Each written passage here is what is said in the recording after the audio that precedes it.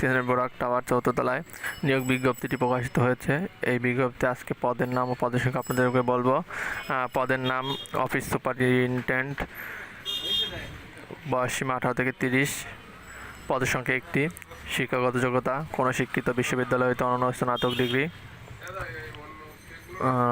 পদের নাম হিসাবরক্ষক, বয়সসীমা 18 থেকে 30 বছর, পদের সংখ্যা 1জন, শিক্ষাগত যোগ্যতা অভিজ্ঞতা কোনো শিক্ষিত বিশ্ববিদ্যালয় হতে বাণিজ্যে স্নাতক ডিগ্রি। তারপরে আছে স্টোর কিপার, 18 থেকে 30 বছর, পদের সংখ্যা 1জন, কোনো শিক্ষিত বিশ্ববিদ্যালয় হতে স্নাতক ডিগ্রি।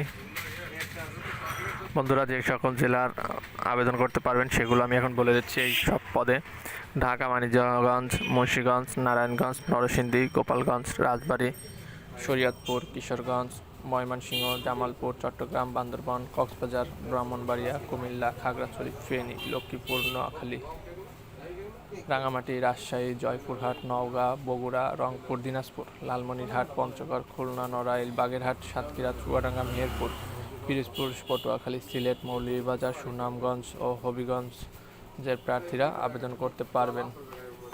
বন্ধুরা, এখানে দেখেন আরও কিছু কথা বলেছে, সেগুলো হচ্ছে: নিম্নের শর্তাবলী আবেদন ফর্ম পূরণ এবং পরীক্ষায় অংশগ্রহণের ক্ষেত্রে অবশ্যই অনুসরণ করতে হবে।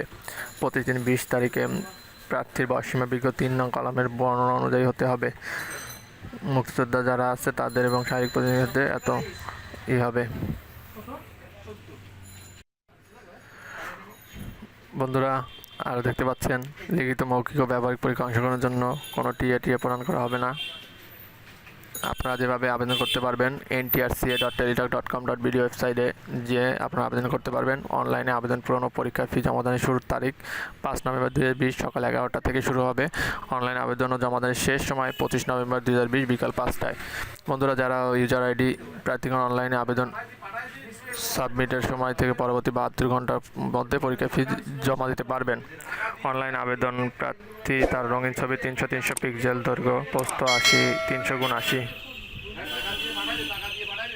দিয়ে আপনারা অনলাইনে আবেদন করতে পারেন। তো বন্ধুরা, আজকে ভিডিওতে আমার এই পর্যন্ত। যদি ভালো লেগে থাকে অবশ্যই আপনারা লাইক, কমেন্ট এবং সাবস্ক্রাইব করবেন। পাশে থাকা বেল আইকনটি বাজিয়ে দেবেন। সবাইকে ধন্যবাদ।